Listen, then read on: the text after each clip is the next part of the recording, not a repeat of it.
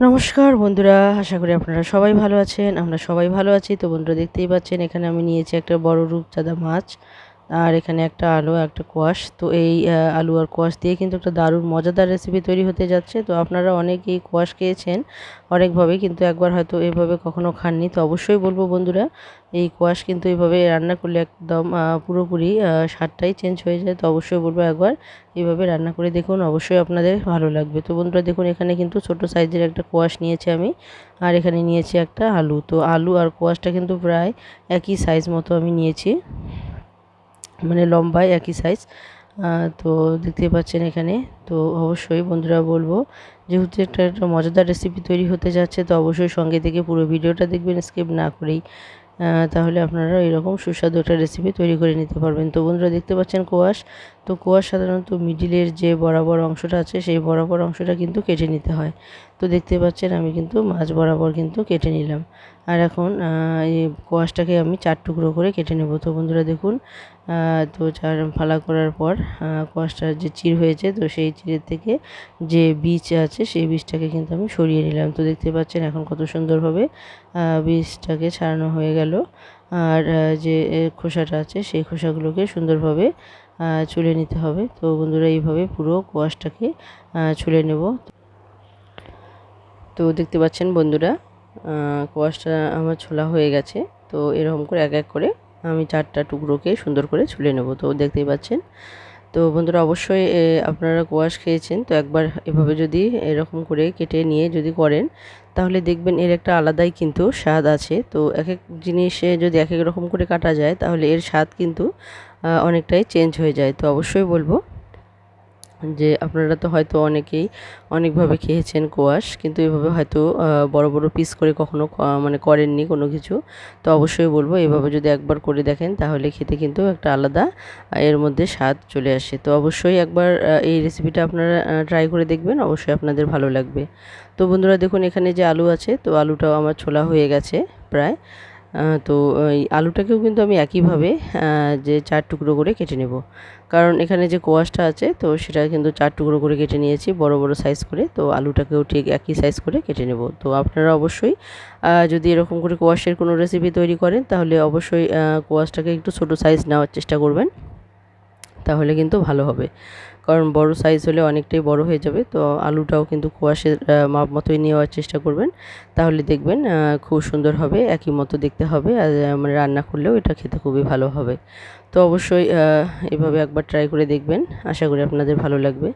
তো যে সমস্ত পুরনো বন্ধুরা আছেন সবাইকে অসংখ্য অসংখ্য ধন্যবাদ, আর যে সমস্ত নতুন বন্ধুরা আছেন তাদেরকে অসংখ্য অসংখ্য ধন্যবাদ। আর যারা দেখছেন, যারা এখনও মানে বন্ধু হননি, সাবস্ক্রাইব করেননি, তাদেরকে অসংখ্য ধন্যবাদ। তো অবশ্যই বলবো বন্ধুরা, যারা দেখছেন যাদের কোনো চ্যানেল নেই, তারা অবশ্যই একবার হলেও লাইক কমেন্ট শেয়ার করতে ভুলবেন না। সাবস্ক্রাইব করে বেল আইকনটিকে ক্লিক করে রাখবেন, তাহলে যে কোনো নতুন ভিডিও আসা মাত্র আপনাদের কাছে পৌঁছে যাবে।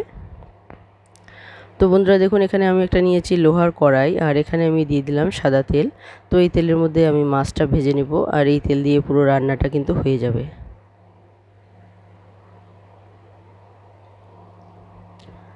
তো দেখতে পাচ্ছেন বন্ধুরা, এখানে কড়াই কিন্তু গরম হয়ে গেছে। আর এখন আমি এক এক করে মাছগুলো দিয়ে দেব। তো যে কোনো মাছ আপনারা ভাজার সময় কিন্তু অবশ্যই মাছগুলোকে যদি একটু উল্টে পাল্টে নিয়ে যদি তারপর আর একটা মাছের পিস দেন, তাহলে দেখবেন মাছগুলো কিন্তু একটার সঙ্গে আরেকটা লেগে যায় না, আর খুব সুন্দরভাবে কিন্তু ভাজা হয়, আর মাছগুলো কিন্তু ভেঙে যায় না। তো অবশ্যই চেষ্টা করবেন আপনারা মাছগুলো যখন ভাজবেন, তখন এক এক করে দিতে, আর এক এক করে কিন্তু মানে উলট পালট করে নিতে। তেল লাগিয়ে নিলেই ব্যাস, একবার তেল লাগিয়ে নিলেই কিন্তু এটা আর আরেকটার সঙ্গে লাগবে না। তো বন্ধুরা দেখুন, তো মাছ ভাজার সময় আমি সব সময় চেষ্টা করি যে মাছের যে মেথি আছে সেটাকে আগে ভেজে নিতে, কারণ প্রথমেই তেল একটু বেশি থাকে, তারপর তেল একটু কমে আসে। তো সেই জন্য আমি মাছের মেথিটাকে আগে ভেজে নেওয়ার চেষ্টা করি, কারণ মাছের মেথি একটু বেশি করে তেলেই ভাজতে হয়, তাহলে সুন্দর ভাজা হয়ে যায়। তো বন্ধুরা দেখতে পাচ্ছেন এখানে কিন্তু মাছ ভাজা হয়ে গেছে। তো মাছ ভাজা হয়ে গেছে, আমি এখন মাছগুলোকে তুলে নিচ্ছি। তো এইভাবেই আমার সমস্ত মাছগুলোকে আমি কিন্তু ভেজে নেব। তো বন্ধুরা দেখতে পাচ্ছেন, তো কিছু মাছ আমার ভাজা হয়ে গেল। এখন অবশিষ্ট যে মাছ আছে সেগুলো আমি ভেজে নেব।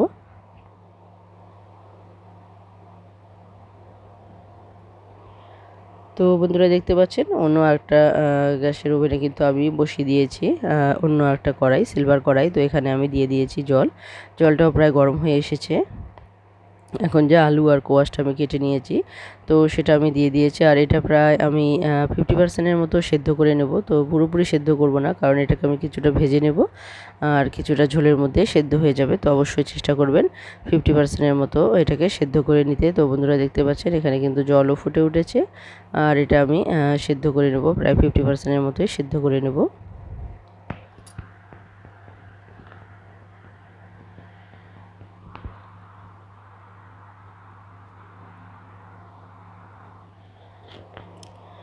তো এটা কিন্তু প্রায় 50%-এর মতোই সেদ্ধ করে নিতে হবে, তাহলে কিন্তু খুব সুন্দরভাবে এটা হয়ে যাবে। তো বন্ধুরা দেখুন এখানে বাকি মাছগুলো কিন্তু এটা মানে এদিকে সেদ্ধ হতে হতেই এদিকে আবার বাকি মাছগুলো কিন্তু ভাজা হয়ে গেছে।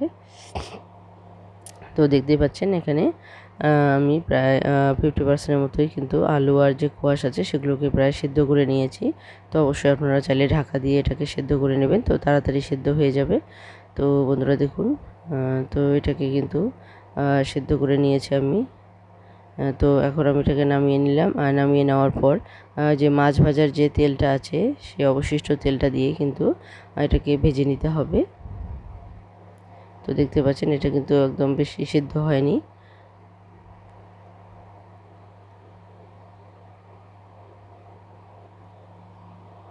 তো দেখতে পাচ্ছেন বন্ধুরা এখানে মাছ ভাজার যে অবশিষ্ট তেল আছে এই তেলের মধ্যে কিন্তু আমি এখন যে আলু আর কোয়াশটা সেদ্ধ করে নিয়েছি সেই সেদ্ধ করা আলু আর কোয়াশটা সুন্দর করে ভেজে নেব। তো বন্ধুরা দেখুন তো এভাবে কিন্তু এটাকে যেহেতু এটা 50%-এর মতো প্রায় সেদ্ধ আছে, তো বাকি সেদ্ধটা কিন্তু এখানে ভাজার মধ্যে করে নিতে হবে।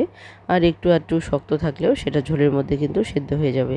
তো এভাবেই যদি আপনারা কোয়াশ রান্না করেন তাহলে দেখবেন এর স্বাদ কিন্তু দুর্দান্ত হয়। তো এই মানে ভাজার সময় কিন্তু আমি কোনো রকম হলুদ দেব না, যেহেতু মাছ ভাজার তেলের মধ্যেই মানে হলুদ কালারটা চলেই আছে এখানে আছে। আর সামান্য পরিমাণ লবণ আমি এখানে দেব, তো লবণের স্বাদটা তাহলে তো দেখতে পাচ্ছেন। তো ভাজার জন্য শুধু সামান্যটুকু একটু লবণ দিলাম, তো এতে করে আলু আর যে কোয়াশটা ভাজা হবে তো সেটা কিন্তু একদম সুন্দর একটা স্বাদ চলে আসবে। যে কোনো ভাজার মধ্যে লবণ দিলে কিন্তু সে তার স্বাদটা অনেকটাই বেড়ে যায়।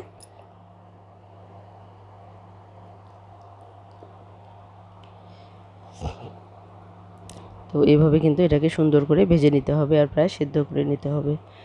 তো বন্ধুরা যারা দেখছেন, যারা এখনও লাইক কমেন্ট শেয়ার করেননি তাদেরকে বলবো অবশ্যই লাইক কমেন্ট শেয়ার করতে ভুলবেন না, আর সাবস্ক্রাইব করে বেল আইকনটিকে ক্লিক করে রাখবেন, কারণ অনেক কষ্ট করে আমরা ভিডিও তৈরি করি, আপনাদের জন্য নতুন নতুন ভিডিও নিয়ে আসার চেষ্টা করি। তো দেখুন এখানে কিন্তু প্রায় ভাজা হয়ে গেছে আমার কোয়াশগুলো। তো অনেক কষ্ট করে এই ভিডিওগুলো তৈরি করি যাতে আপনারা নতুন নতুন ভিডিও দেখতে পারেন। তো অবশ্যই বন্ধুরা আপনাদের একটা মাত্র সাবস্ক্রাইব আর একটা কমেন্টই কিন্তু আমাদের উৎসাহটাকে আরও দ্বিগুণ বাড়িয়ে দেয়। তো অবশ্যই বলবো যারা নতুন দেখছেন, যাদের কোনো চ্যানেল নেই, তারা অবশ্যই লাইক কমেন্ট শেয়ার করতে ভুলবেন না, আর সাবস্ক্রাইব করে বেল আইকনটিকে ক্লিক করে রাখবেন, তাহলে যে কোনো নতুন ভিডিও আমাদের পক্ষে দেওয়া আরও উৎসাহ বেড়ে যায়। তো অবশ্যই এই সাবস্ক্রাইব করতে ভুলবেন না। তো বন্ধুরা দেখুন এখানে কিন্তু আমি মশলাগুলো রেডি করে নেব। তো এটা ভাজতে ভাজতে এদিকে মশলাগুলো রেডি করে নেব। তো এখানে আমি 1 চামচ পরিমাণ আদা বাটা নিয়েছি, হাফ চামচের একটু কম পরিমাণ হলুদ গুঁড়ো, কাশ্মীরি লঙ্কা গুঁড়ো, আর এখানে দেখুন একটা বাটিতে আমি নিয়েছি সামান্য একটু মানে 1 চামচ পরিমাণের মতো আমি সর্ষে বেটে নিয়েছি। তো এই সর্ষেটাও কিন্তু দেবো, তো এখনই একসঙ্গে দেবো না, এটা একটু আলাদা সময় মতো দেবো। তো অবশ্যই এটা একটা দেখার বিষয় আছে কোন সময় এই সর্ষেটা দিলে সেটা আরও স্বাদ দুর্দান্ত বেড়ে যাবে। তো সর্ষেটার মধ্যে আমি একটা লঙ্কা আর সামান্য পরিমাণ লবণ দিয়ে কিন্তু সুন্দর করে বেটে নিয়েছি।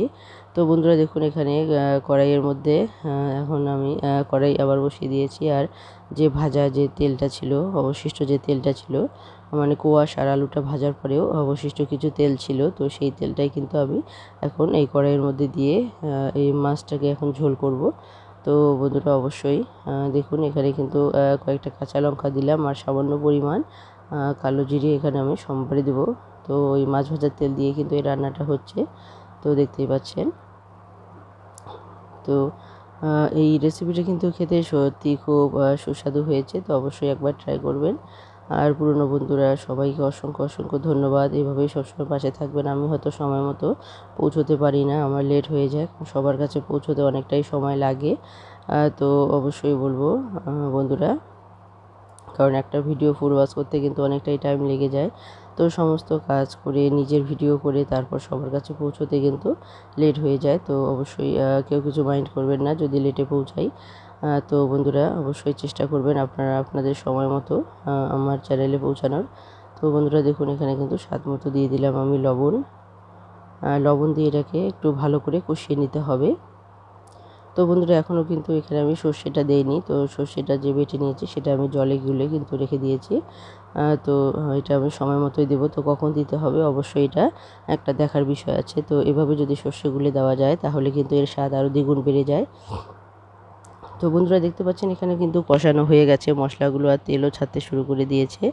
তো এখন আমি এটা এখানে দিয়ে দেবো সর্ষে। তো সর্ষে কিন্তু বেশি কষানোর প্রয়োজন হয় না, যার জন্য সর্ষেটা আমি সবার শেষে দিলাম। তো এটা একটু কম কষালেই কিন্তু ভালো হয়।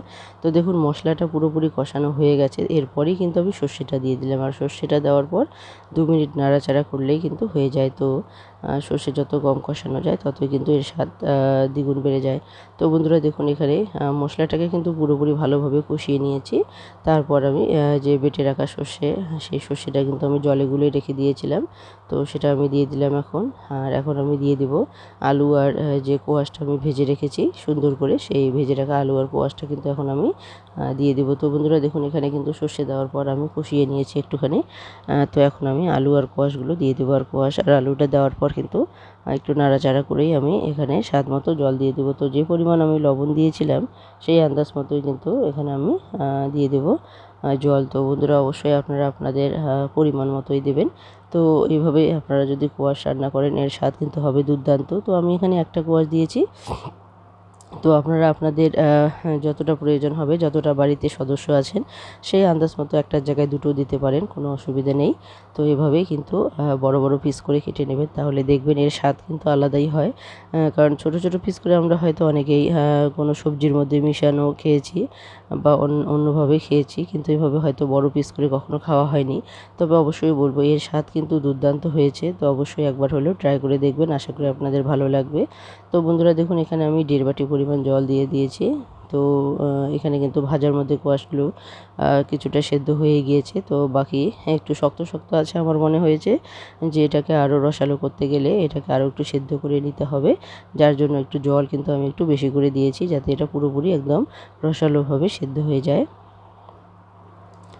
তো আপনারাও যখন সেদ্ধ করে নেবেন তারপর ভেজে নেবেন, তো সেই আন্দাজ মতোই আপনারা জল দেবেন যতটা প্রয়োজন আপনাদের সেদ্ধ করানোর।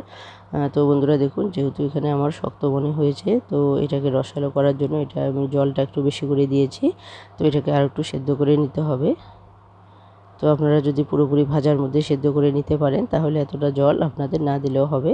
তো যতটা পরিমাণ ঝোল রাখবেন সেই আন্দাজ মতোই আপনারা শুধু জল দেবেন, একটুখানি জাল দিয়ে ব্যাস হয়ে যাবে। তো বন্ধুরা দেখুন এখানে কিন্তু জলটাও ফুটে উঠেছে অনেকক্ষণ, আমি এখানে জাল দিয়েছি 5 থেকে 7 মিনিটের মতো জাল দিয়ে দিয়েছি। ততক্ষণে যে কোয়াশ আর আলু আছে সেটা কিন্তু পুরোপুরি সেদ্ধ হয়ে গেছে। তো এখন আমি ভেজে রাখা মাছগুলো দিয়ে দেবো। তো সমস্ত মাছ আমার দেওয়ার প্রয়োজন নেই, তো যে কয়টা পিস আমার লাগবে সেই আন্দাজ মতোই কিন্তু আমি মাছ দিয়ে দেবো এখানে। তো বন্ধুরা তো আপনারা যদি এভাবে রান্না করেন তো অবশ্যই বলবো আপনাদেরও খেতে খুবই ভালো লাগবে। অবশ্যই একবার হলেও ট্রাই করবেন। আর নতুন বন্ধুরা যারা দেখছেন, যারা এখনও সাবস্ক্রাইব করতে ভুলে গেছেন, তাদেরকে বলবো অবশ্যই অবশ্যই সাবস্ক্রাইব করতে ভুলবেন না। তো এইভাবেই সবসময় পাশে থাকবেন। আশা করি আপনাদের নতুন নতুন ভিডিও আমরা সামনে আনতে পারবো আপনাদের সামনে। তো এতে আপনাদেরও ভালো লাগবে, তো আমাদেরও ভালো লাগবে যদি আপনারা সাবস্ক্রাইব করে বন্ধু হয়ে পাশে থাকেন। তো অবশ্যই বলবো অবশ্যই বন্ধু হতে ভুলবেন না, কারণ আপনাদের ভালোবাসার খুবই প্রয়োজন। আপনাদের ভালোবাসা ছাড়া কিন্তু এগোনো অসম্ভব।